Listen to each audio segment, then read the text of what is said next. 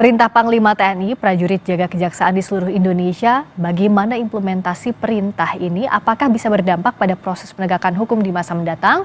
Kita ulas bersama dengan anggota Komisi 1 DPR RI fraksi Golkar Dave Laksono dan Direktur Eksekutif Amnesty International Indonesia, Usman Hamid. Selamat malam, Bung Dave, Bang Usman. Selamat malam, Fiska dan Pak Dave Laksono. Selamat malam, saya ke Bung Usman dulu. Sebenarnya apa kekhawatiran koalisi masyarakat sipil soal TNI yang berjaga di kejaksaan? Apa sih sebenarnya yang bisa jadi dampak yang tidak diinginkan? Kekhawatiran kami adalah TNI semakin mengurusi hal-hal di luar urusan pertahanan. Urusan pertahanan adalah tugas pokok dan fungsi dari TNI. Urusan lainnya, misalnya pengamanan katakanlah kantor Kejaksaan Agung dan lain-lain sebagainya, itu bukan urusan TNI. Jadi kami khawatir bahwa justru pengerahan personel untuk pengamanan gedung Kejaksaan Tinggi, Kejaksaan Negeri dan juga Kejaksaan Agung akan memberi kesan bahwa proses hukum di Indonesia, khususnya lembaga penegak hukum di Indonesia, itu tidak lagi independen gitu. Jadi ada kesan bahwa TNI membayang-bayangi lembaga-lembaga penegak hukum, dan ini justru menorehkan citra yang negatif kepada TNI. Apalagi kalau kita bicara di dalam konteks masyarakat internasional, dunia tentu akan bertanya-tanya, mengapa sampai kejaksaan, lembaga sipil Indonesia, sampai harus dijaga oleh personil militer.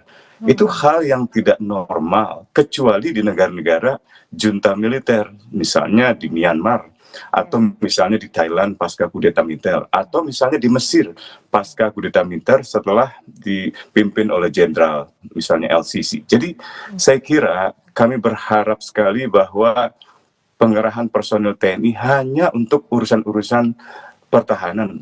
Tentu saja ada urusan-urusan di luar perang, tetapi bukan juga urusan untuk memberikan pengamanan perlindungan kepada institusi kejaksaan. Bukankah itu peran polisi misalnya? Di mana peran polisi sebenarnya? Bung Usman, kalau misalnya Kadis Penat bilang bahwa ini adalah kerjasama rutin TNI dan Kejaksaan, begitu pula dengan pihak Kejaksaan Agung bilang ini adalah kerjasama begitu antara TNI dan Kejaksaan. Kontekstual atau tidak sih kalau bicara soal pengamanan? Sama sekali tidak. Karena bagaimanapun juga kejaksaan adalah instansi penegak hukum, di mana proses penuntutan atau proses penyidikan dalam tindak pidana khusus itu berjalan. Sementara TNI adalah alat negara yang melaksanakan kebijakan negara di dalam pertahanan negara. Jadi tidak ada hubungannya gitu. Harusnya ada kerjasama-kerjasama lain yang mungkin bisa dipertimbangkan, tapi untuk pengamanan itu seperti merendahkan TNI. Masa TNI personil yang seharusnya dilatih, dididik, dipersenjatai dan diberikan kekuatan monopoli perang untuk melindungi Indonesia dari ancaman negara asing, tiba-tiba disuruh menjaga kantor kejaksaan? Mengapa tidak ada pengoptimalan misalnya petugas keamanan biasa seperti Satpam, atau kalau di tingkat tertentu ada misalnya ancaman pidana atau ancaman keamanan yang lebih serius, mengapa tidak kepolisian? Itu kan tugas kepolisian dalam melayani dan melindungi masyarakat, termasuk masyarakat yang membutuhkan layanan di kejaksaan. Kalau TNI alat perang, dia memiliki kekuatan monopoli untuk perang, untuk berhadapan dengan negara asing. Jadi rasanya tidak tepat untuk menempatkan atau mengerahkan personel TNI atas nama kerjasama dengan kejaksaan. Termasuk Bung Usman, kan yang disebut juga adalah ini terkait tadinya struktur Jampit Mil. Nah tapi kan pertanyaannya Jampit Mil ini sudah ada dari sebelumnya, bukan struktur yang baru. Nah untuk pengamanan personel Jaksa Agung Muda Pidana Militer, apakah ini bisa diterapkan? Atau tadi seperti Bung Usman ya cukup saja, cukup pengamanan internal di kejaksaan saja? Seandainya seseorang masuk ke kejaksaan, katakanlah menjadi jaksa agung muda atau menjadi kepala kejaksaan atau menjadi apapun sebagai jaksa di lingkungan kejaksaan, baik itu tingkat negeri, tingkat bawah, tingkat tinggi, sampai dengan di tingkat kejaksaan agung, maka segala perlindungan keamanan itu menjadi urusan kejaksaan. Dan yang dimaksud dalam Undang-Undang TNI ini juga sebenarnya keliru, tapi katakanlah itu sekarang sudah dibolehkan oleh undang-undang, yaitu dengan adanya Jampitmil. Kalaupun diperlukan pengamanan seorang Jampitmil, apakah harus seluruh kejaksaan negeri, kejaksaan tinggi? Saya kira itu berlebihan lah ya. Dan seharusnya TNI justru dioptimalkan untuk urusan-urusan yang memang merupakan bagian dari urusan TNI, menjaga kedaulatan negara, integritas teritorial negara, dan keselamatan segenap bangsa, misalnya dari ancaman negara asing. Jadi saya kira itu mesti ditinjau ulang dan kami meminta agar Telegram itu ditarik. Nah, Bung Dave, apakah hal yang tepat adalah menarik Telegram karena dianggap tadi oleh Bung Usman dan Koalisi Masyarakat Sipil bahwa harusnya TNI fokus ke pertahanan saja, ini bukan tupoksinya, bukan tugasnya dari TNI.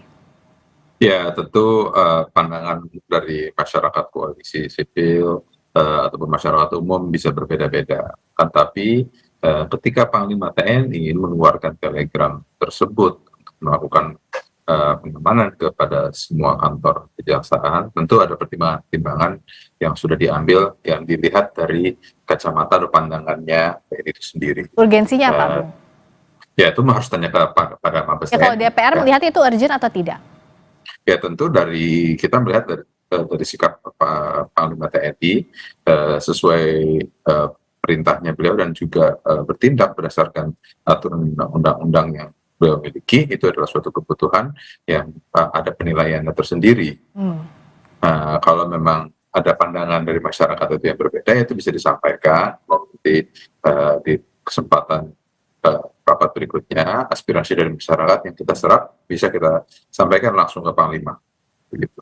Oke, tapi jadi sampai sekarang dari DPR pun belum mendapatkan penjelasan yang detail soal pengaturan pengamanan kejaksaan oleh TNI. Itu kan adalah kebijakan internal, ya, kebijakan internal pemerintah yang diambil proses melalui penilaiannya sendiri, ya, kan di dalam tubuh TNI sama kejaksaan dan juga di kepolisian ataupun lembaga instansi penegak hukum lainnya kan ada fungsi intelijen, karena itu memang salah satu tugas TNI. Nah, untuk melakukan penilaian kondisi ancaman dalam negeri ataupun luar negeri. Nah, dalam hal ini TNI yang di bawah langsung komando dari Panglima tertinggi, yaitu adalah Presiden, melakukan penilaian tentang kebutuhan hal tersebut, dan itu juga prosesnya dari kedua belah pihak, ya, tidak berdasarkan TNI langsung mengirim personil, pasti ada pembahasan dengan kejaksaan terlebih dahulu sesuai dengan tupoksinya dan juga sesuai dengan undang-undang yang berlaku. Oke, kalau Bung Usman melihat ini dianggap aturan internalnya TNI, berdasarkan pertimbangannya TNI pun dengan kejaksaan, apa yang bisa dilakukan Koalisi Masyarakat Sipil kalau begitu? Ya, pertama ini bukan kebijakan internal. Kalau misalnya pengerahan personel militer di dalam tangsi-tangsi militer, di dalam lingkungan satuan-satuan teritorial militer, misalnya untuk Angkatan Darat di Kodam, atau misalnya di Korem, di Kodim, Koramil, itu tentu merupakan kebijakan internal, atau misalnya di lapangan udara, atau di Armada Barat, Armada Timur, dan seterusnya. Tapi kalau sudah masuk ke ranah publik seperti misalnya kejaksaan, maka itu bukan lagi kebijakan internal, dan karena itu pengerahan personil semacam ini tidak bisa begitu saja dilakukan oleh Panglima. Seharusnya, ya, ini dalam undang-undang yang lama itu persetujuan politik dari Pak negara. Kristo, mungkin sedikit penegasan saja Pak terkait dengan maaf, kejadian ada Garut ini. kesalahan komunikasi. Bagaimana kronologi, kemudian berapa jumlah korban baik sedang dari diperbaiki suaranya. Sebelum kita kembali lagi ke Bung Usman dan juga Bung Dave, oke? Sekarang saya kembali lagi, Bung Usman sudah bisa dengar suara saya ya sekarang? Sudah. Oke, siap. Silakan dilanjutkan, Mas. Ya, jadi tadi saya katakan ini tidak bisa dilihat sebagai kebijakan internal karena bukan pengerahan personil di lingkungan satuan-satuan teritorial militer, bukan di Kodam, Korem, Kodim dan seterusnya, bukan juga di Lanut, lapangan udara, atau di Armabar, Armatim di dalam lingkungan militer. Ini pengerahan personil ke lingkungan publik di dalam institusi publik, institusi umum seperti kejaksaan yang melayani masyarakat dalam konteks misalnya pengaduan atau pelaporan tentang kasus pelanggaran HAM berat atau kasus-kasus misalnya tindak pidana khusus lainnya seperti korupsi. Jadi itu tidak tepat sama sekali. Gitu. Dan yang kedua adalah mekanisme pengerahan personilnya. Dalam Undang-Undang TNI yang lama, setiap mekanisme pengerahan personil TNI harus merupakan keputusan politik negara. Artinya ada keputusan pemerintah yang disetujui oleh DPR, misalnya dalam bentuk undang-undang. Tetapi dalam undang-undang yang baru memang dimungkinkan lewat peraturan pemerintah, tapi itu tetap akan memerlukan misalnya ketersediaan anggaran, masa waktu operasi atau masa waktu pengerahan personel. Dan itu seharusnya dikonsultasikan kepada DPR. Dengan demikian, maka setiap pengerahan personel TNI berada dalam kontrol sipil, berada dalam kontrol misalnya pemerintah dan DPR. Itu yang sebenarnya kami harapkan, dan kami berharap dalam sidang DPR berikutnya Komisi 1 bisa menanyakan apa urgensinya, apa signifikansinya dari pengerahan personel tersebut. Kalau memang untuk pengamanan Jampit Mil, mengapa begitu banyak? Mengapa harus sampai ke Kejaksaan Tinggi? Mengapa harus sampai di seluruh lingkungan Kejaksaan Negeri? Itu artinya di seluruh kabupaten dan kota. Dan itu memperlihatkan Indonesia seperti ada dalam keadaan darurat militer. Ini yang saya kira harus dicegah. Jadi kalau kita mau mengundang kerjasama investasi asing, memastikan bahwa mereka akan mendapatkan layanan birokrasi yang baik, layanan kepastian hukum yang baik, dengan begini justru memunculkan tanda tanya, apakah Indonesia dalam keadaan normal atau dalam keadaan darurat? Jadi ini yang saya kira harusnya disikapi secara hati-hati di dalam proses pengambilan keputusan. Demikian. Akan ditanyakankah tadi pertanyaannya Bung Usman di DPR di masa sidang nanti, Bung Dev? Ya, ini masukan dari Pak Usman tentu sangat baik. Kita sangat welcome. Pak Usman kan juga sahabat. Selain sahabat TNI juga sahabat Komisi 1 juga. Kita sering diskusi, sering terima masukan tentang berbagai macam hal. Ya, ini tentu masukan yang sangat penting dan bisa menjadi bahan untuk kita bahas dengan Panglima dan juga dengan Mabes TNI, bisa dengan Menhan di kesempatan berikutnya. Dan juga kan saat ini kita juga cukup diguncangkan dengan adanya 13 orang meninggal akibat memusnahkan amunisi yang expired. Ya, ini hal ini yang bisa menjadi bahan-bahan untuk kita bahas di rapat berikut. Nah, Bung Usman, siapa yang bisa? Karena ini dikeluarkannya melalui Telegram, siapa yang bisa membatalkan aturan ini? Apakah ada desakan dulu dari DPR baru bisa ditarik oleh Panglima? Jikalau kalau misalnya tidak ada desakan apapun, kan ini bisa berjalan begitu saja. Toh TNI dan Kejaksaan tidak ada keberatan soal ini.